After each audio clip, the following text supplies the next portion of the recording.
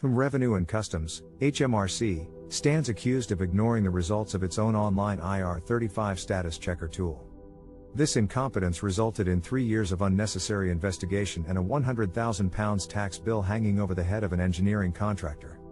The SEI tool, or the Check Employment Status for Tax tool, was introduced to help cut down on the administrative burden. The shift in responsibility for determining how contractors should be taxed conferred on public sector organizations. SEI is considered a foolproof way to determine if a contractor is within IR35 or if they are operating outside of it. In this instance, the tool confirmed the contractor's engagements were outside IR35, yet HMRC disregarded this and continued the investigation for a further 18 months until CEST, the contractor's professional authority, successfully shut it down. What's more, HMRC allocated 6 different tax officers to the case over the span of 3 years, resulting in a huge £100,000 bill. This stands as evidence of the chaos that HMRC's approach to IR35 enforcements can cause.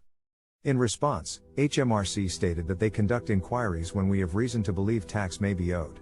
However, the department did not explain why it chose to ignore its own SEI tool, which has been rigorously tested against case law and settled cases by both internal and external experts. The claims have been backed up by reports from the Public Accounts Committee, PAC, and the National Audit Office, NAO, both of which have highlighted the flaws in HMRC's approach to IR35.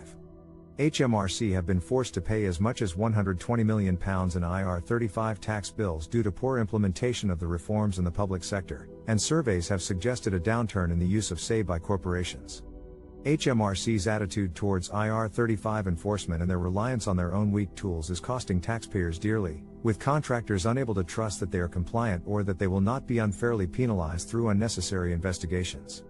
This latest case stands as a prime example of this and proves yet again that HMRC must improve its approach if we are to get a fair deal.